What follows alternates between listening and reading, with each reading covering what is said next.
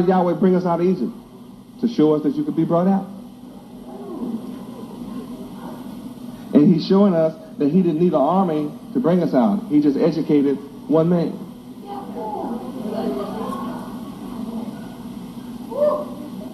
And this one man, educated all of Israel. Exodus chapter 12, verse 3, read. Speak ye unto all the congregation. Yahweh said, look, I'm not going to go speak to everybody. Moses, Aaron, I want you to go and speak to all of Israel. Now, see, the difference between some of you and Moses and Aaron is they did what he said. So you now have the opportunity to do what I say. And notice, see, there's no room in verse 1, 2, and 3 for Moses and Aaron to come up with their own program. You know, if you let us go, you know, move around, I mean, we'll come up with a program in a minute. We are so funny. I just have to laugh at you. You're beautiful and I love you, but see, you keep trying to be God. And you haven't gotten there yet. You just keep trying. What does this mean? See, Moses and Aaron didn't come up with their program. Yahweh did not tell Moses and Aaron, well, go to the library and do some research and see if you can work up a plan of salvation for Israel.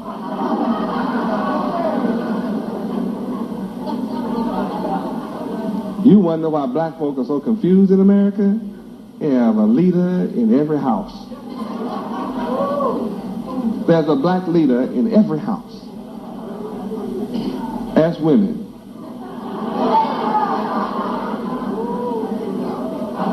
Most women have heard the man say, I wear the pants. I'm trying to figure out what that means. I'm a man and have on pants, but I never figured out what that meant. I wear the pants. I mean, you know where pants fit the body?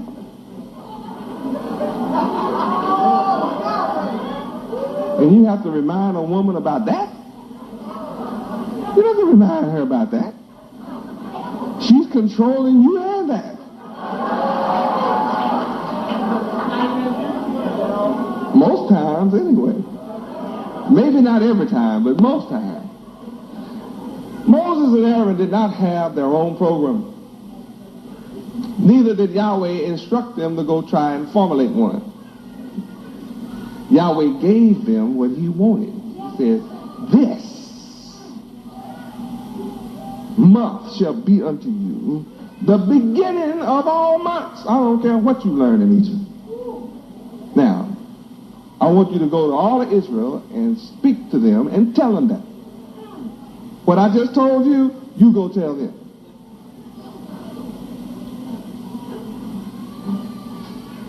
And they didn't say, well, Yahweh, you know best. Why don't you go tell them? So we have people so crazy today.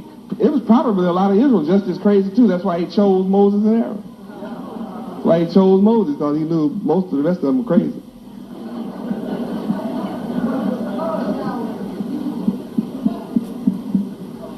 Oh, hallelujah, Yahweh. The truth is so beautiful.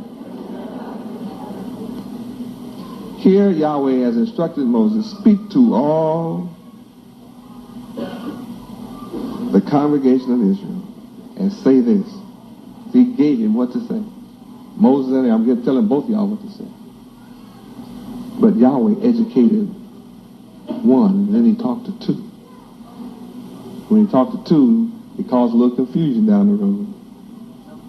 Because one of them wanted to say, well, I don't have to listen to you, Moses.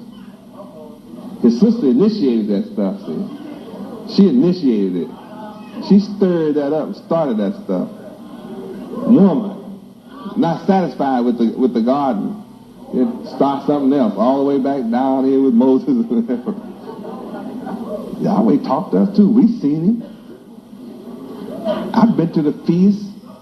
I heard what Yahweh Ben Yahweh said. Become interpreters for me. Woo! Oh, it's not just women. Brothers do the same.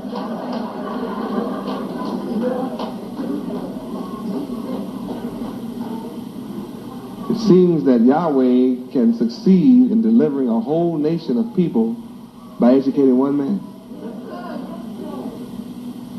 It's the message right here at the Feast of Passover.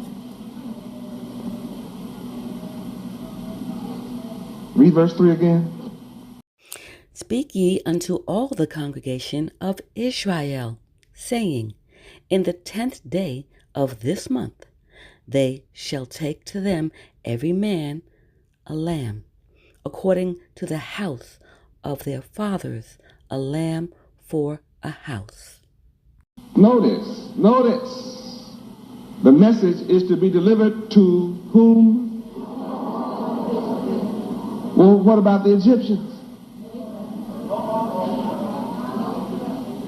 Well, I don't want to be saved if the Egyptians can't hear.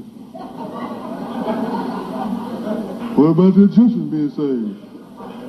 So you're going to deliver all Israel. What about the Egyptians? Who says that in America today? What does my people say in America today? I come to you with a message for you, black man. What does he say? What about white folks?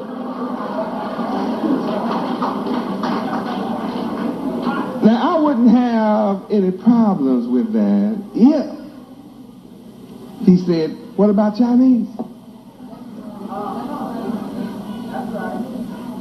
What about Japanese? What about the Indians? Who was here before white folks and all of us came? What about the Indians?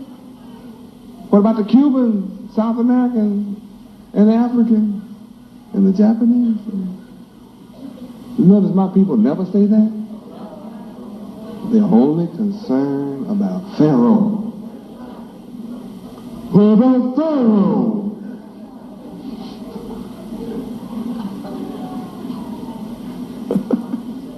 But see, Yahweh didn't send the message to Pharaoh. He had something for Pharaoh, all right.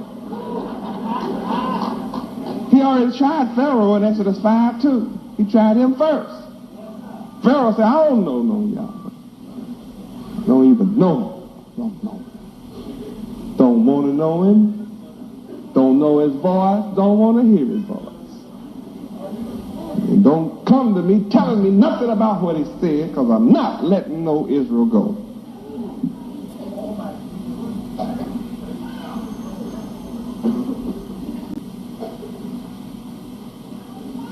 What about other people? Do they have a chance to come here?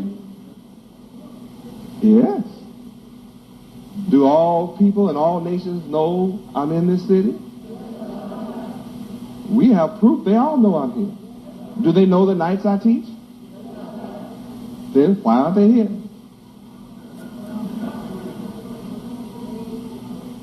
They know what I teach. It's the opposite of what they teach. I teach morality, goodness. They must not love goodness. They must love TV, which teaches what? You know, don't you? Verse 4. Read. And if the household be too little for the lamb, let him and his neighbor next unto his house take it according to the number of the souls. Every man, according to his eating, shall make your count for the lamb. Now, the one message out of this verse is neighbors sharing food.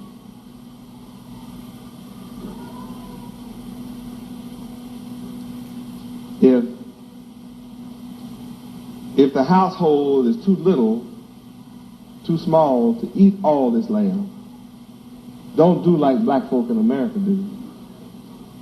Put it in the freezer see it spoil and throw it in the garbage can and give it to the dogs before they share it with their neighbor.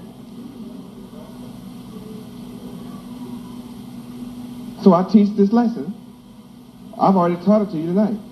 That if I have a bowl of soup, see, what is that? Sharing. We used to share as a people. But we've come to the point now that when you have your food on the table and somebody ring the doorbell, you hide all the food, close the kitchen, and burn incense.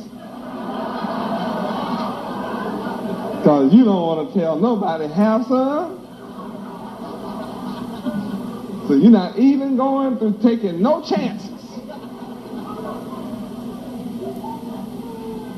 If you didn't get a chance, you thought it was one of the kids, and you opened the door and it was somebody else, you say, well, dinner's still cooking. If it was ready, I'd invite you for dinner, but it's not done yet. It's been done an hour. Got all the plates out, getting ready to get it on the table and telling lies because you don't want to share any.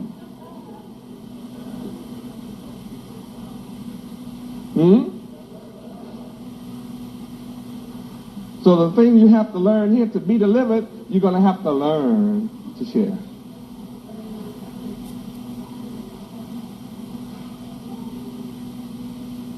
That's the verse there. That's what I'm reading.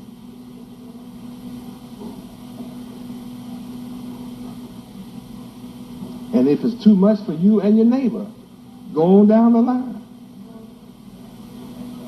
Just take out enough for you and your family to eat.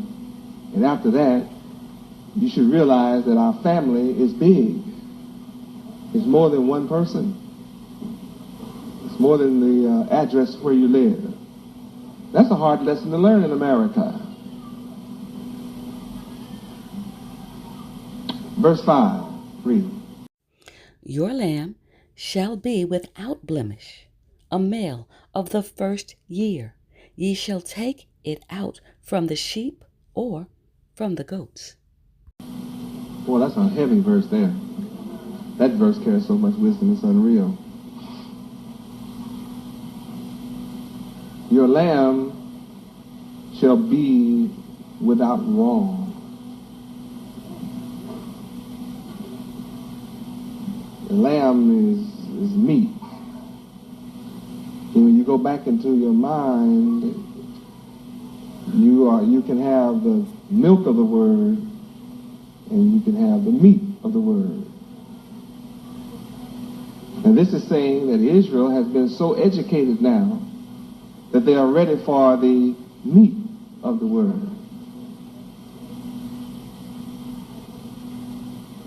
They've grown beyond the milk stage. So now you must have the word, the heavy word. The meat is more difficult to digest.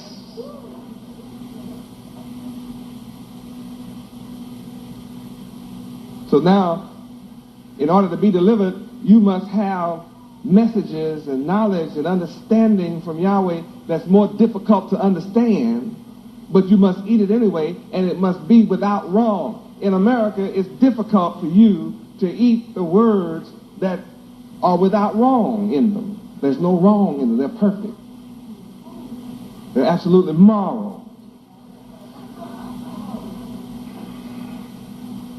And brothers must become more than a male.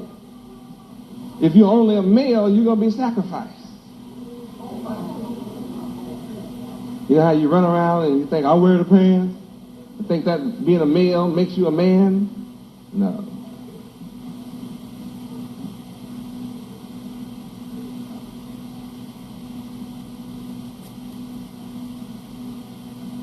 And you can't be goat-headed. You must be separated from the goat. You study the nature of a goat and go running out there in the pen where goats are. You'll find out how they are. Verse 6, read. And ye shall keep it up until the 14th day of the same month, And the whole assembly of the congregation of Israel shall kill it in the evening. Looks like there's some separation that just went on. That what you're going to have to eat has to be separated. Keep it up. What does keep it up mean? Huh? It cannot eat what it normally eats. The diet has to be restricted to a cleansing diet. So you have books to read in America, but they're not clean books. So you need a book that's separated from all the other books. And let your mind feast on that. And you're going to have to kill that immorality. All of Israel is going to have to kill immorality and eat an unblemished word.